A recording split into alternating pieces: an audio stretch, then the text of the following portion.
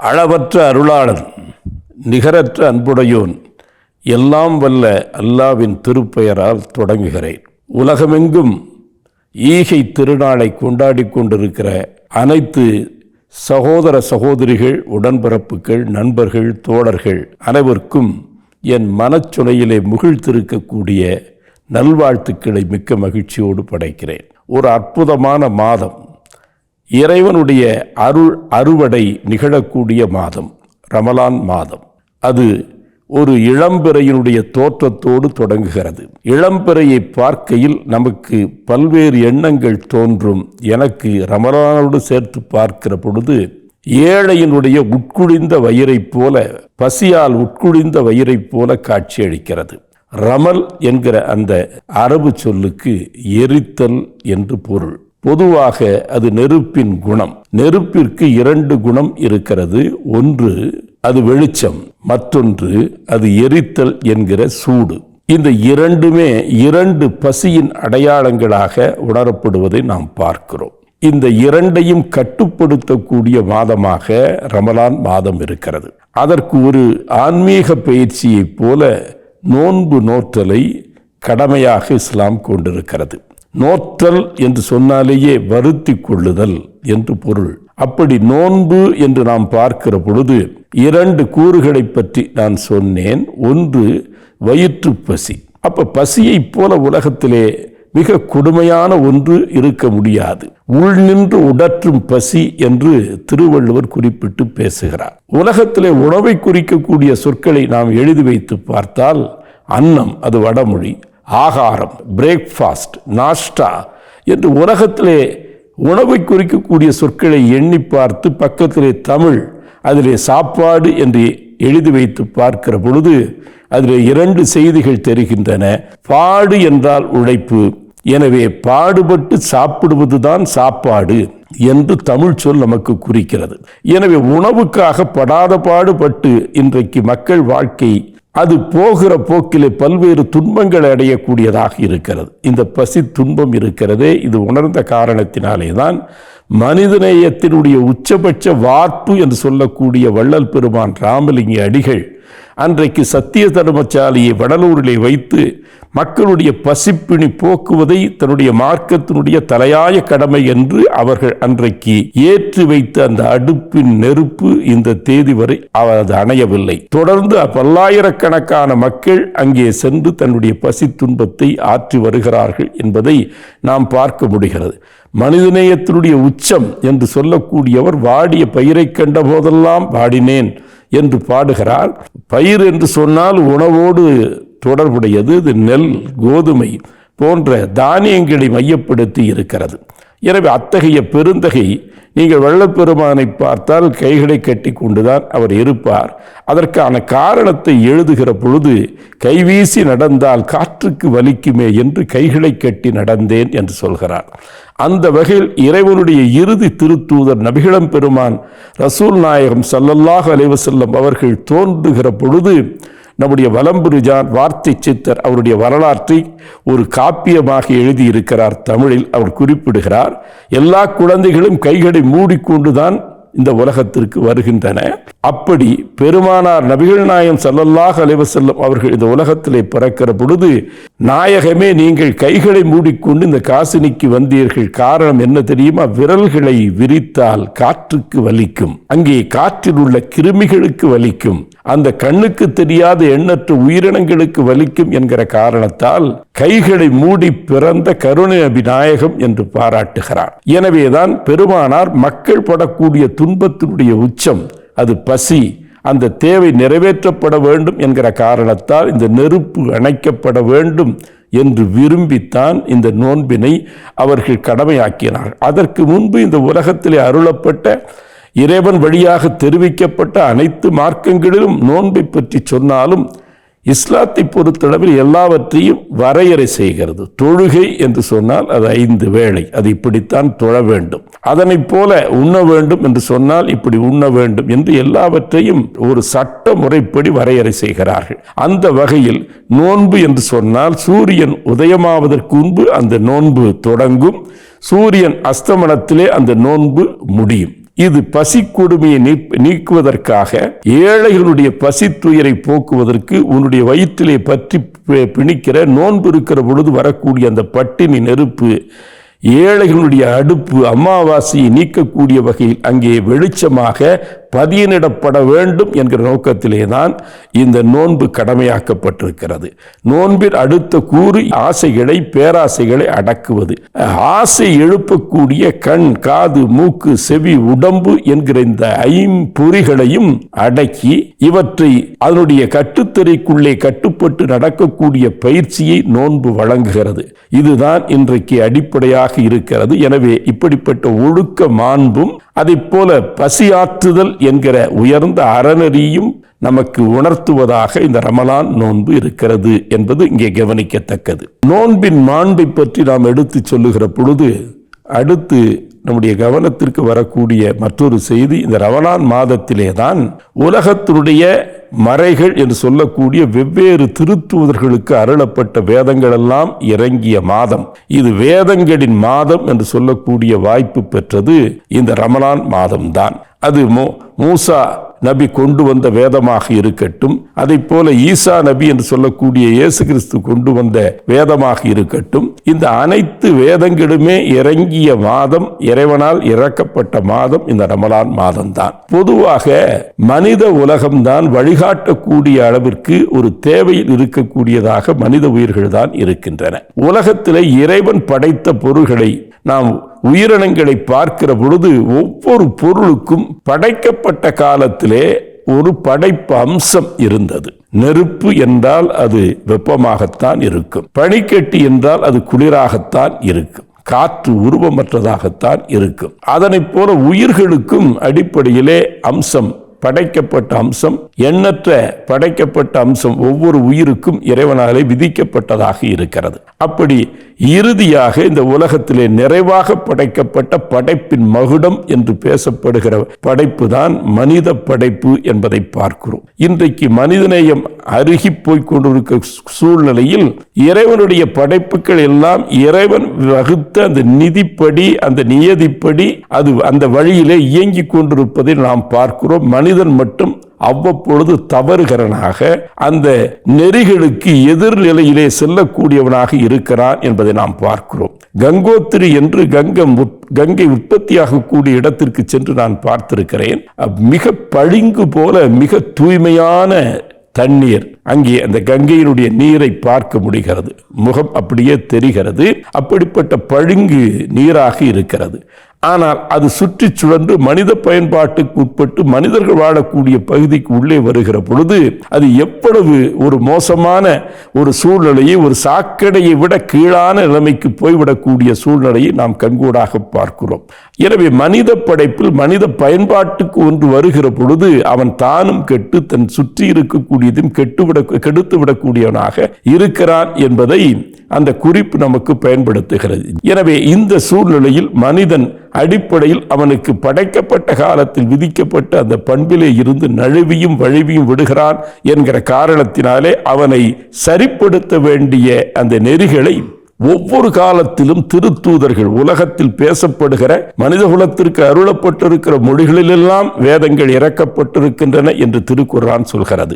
ஏறத்தாழ 1,24,000 இறை தூதர்கள் இறக்கப்பட்டார்கள். எனவே நம்முடைய தாய்மொழியான தமிழ் உட்பட பல்வேறு மொழிகளும் வேதங்கள் இறக்கப்பட்டிருக்கிறது. முகமது நபி ஸல்லல்லாஹு அலைஹி வஸல்லம் அவர்களுக்கு அரபி தாய்மொழியாக இருந்த காரணத்தால் நிறைமறை என்ற இறைமறை திருக்குர்ஆன் கடைசியாக இறக்கப்பட்டிருக்கிறது.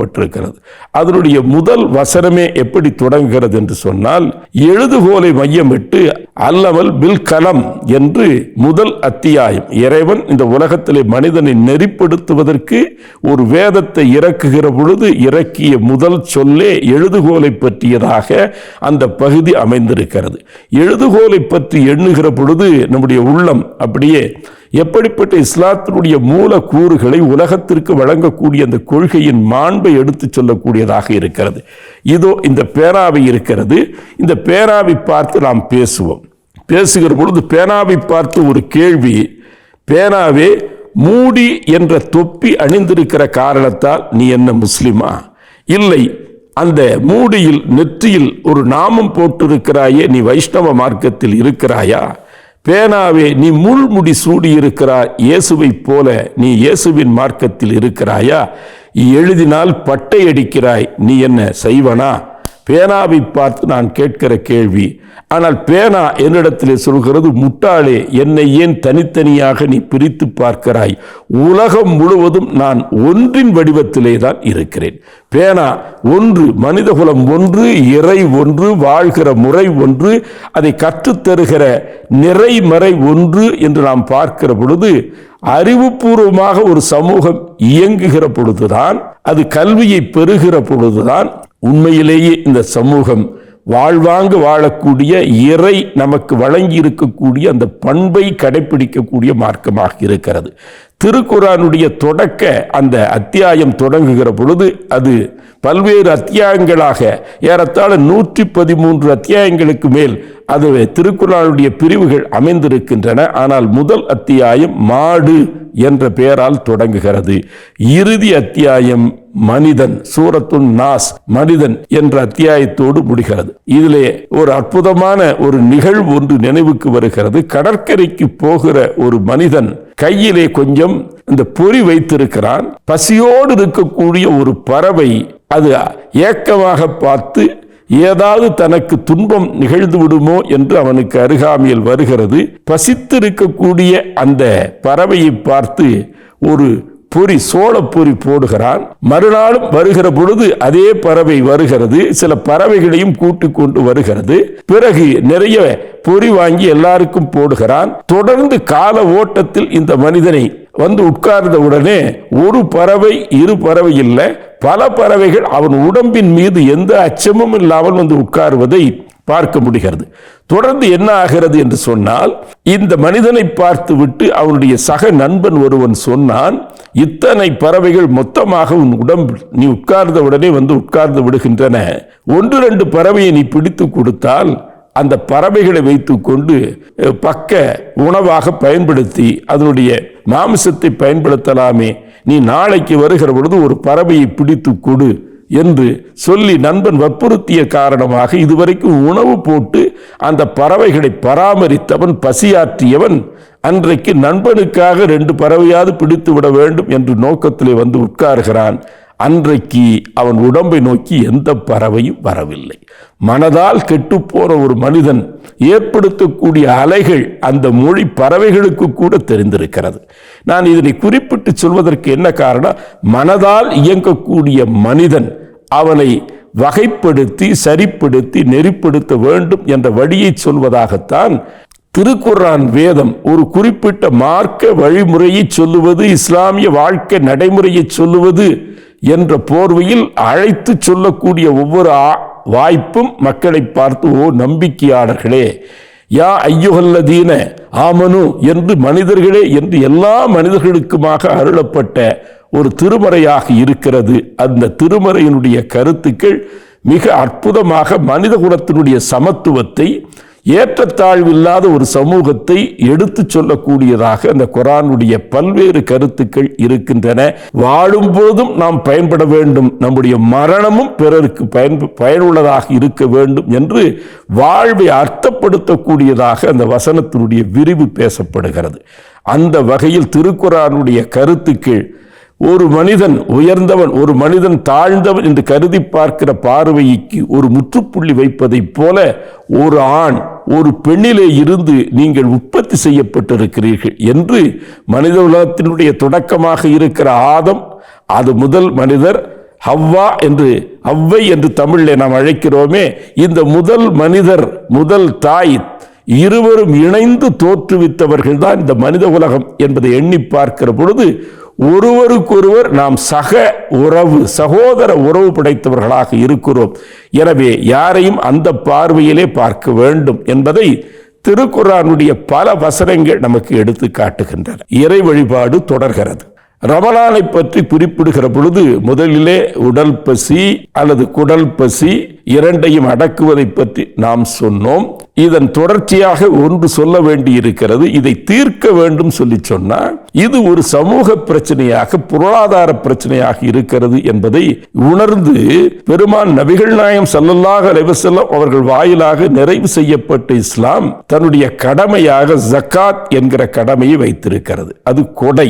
ஒருவர் தன்னுடைய வருமானத்தில் அவருக்கு தேவைப்படக்கூடிய அடிப்படை செலவுகள் போக மீதம் இருக்கிற தொகையில் 2.5 விழுக்காடு இந்த சமூகத்திற்கு, இயலாதவர்களுக்கு, முடியாதவர்களுக்கு வழங்க வேண்டும் என்பதை விதியாக வகுத்திருக்கிறது. பிறந்தவுடன் குழந்தை ஏன் அழுகிறது? இந்த பிறந்த குழந்தையினுடைய அழுகையை பற்றி நாம் யோசித்து பார்த்தால், அந்த குழந்தை தாயின் கருவிலே இருக்கிற பொழுது தாய் அதற்கு உணவூட்டினால், அந்த உணவூட்டி நாம் சாப்பிட்ட வாய்தான் நம் வயிற்றில் இருக்கக்கூடிய தொப்புள்.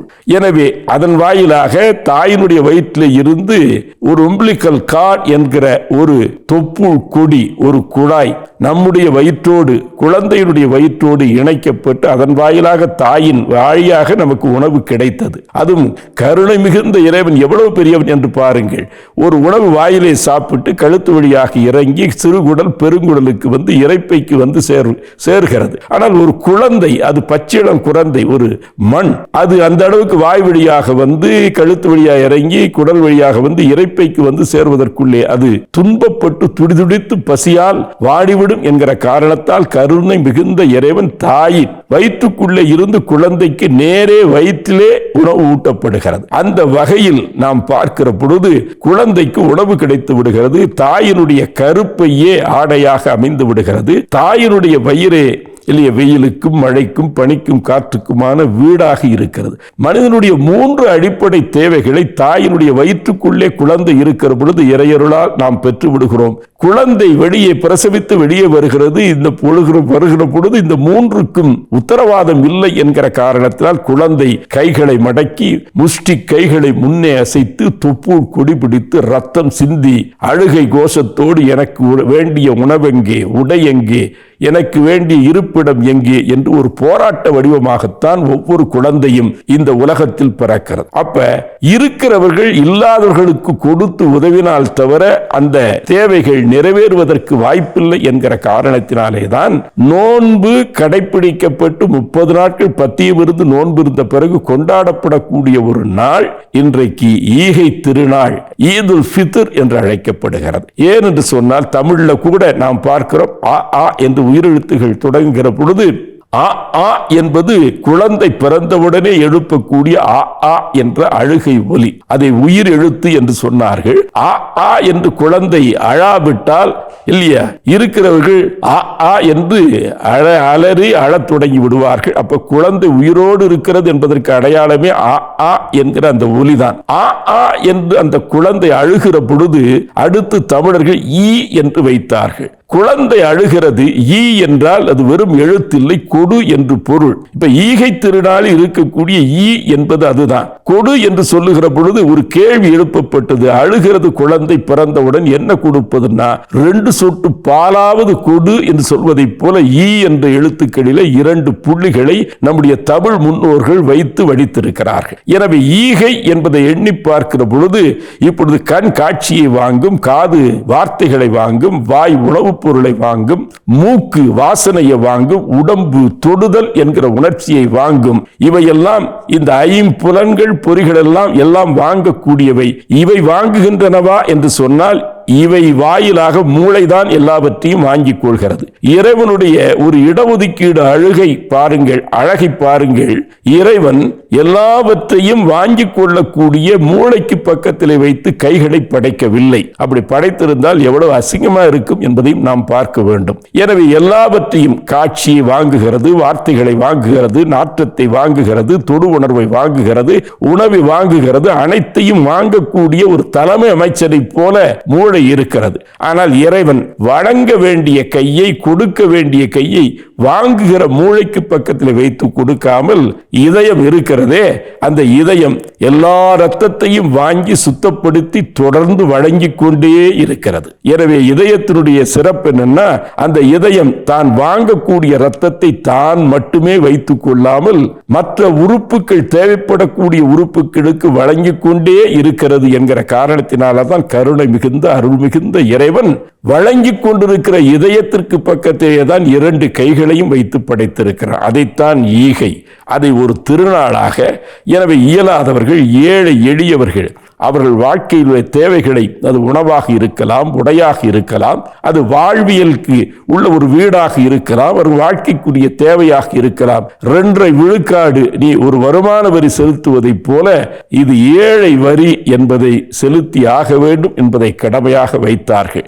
அஜீரணம் உள்ள பணப்பெட்டிகள் அஜீரணம் நீங்குவதற்கு இந்த ஒரே ஒரு மார்க்கம் சொல்லக்கூடிய வழி இந்த ஈகை என்கிற அது ஒன்றுதான். எனவே நீங்கள் உங்களுக்கு சேர்கிற, உங்களிடத்தில் வந்து சேர்கிற அந்த செல்வத்தை நீங்கள் எப்படி நினைக்க வேண்டும்? உங்களுக்கு சுவாசிக்கிற காற்று உங்கள் உடம்புக்குள்ளே வருகிற பொழுது எவ்வளவு காலம் நீங்கள் காற்றை அடக்கி வைத்துக் கொள்ள முடியும்? அதை பெற்ற நீங்கள் அதை விட்டுவிட்டுத்தான் செல்ல வேண்டும்.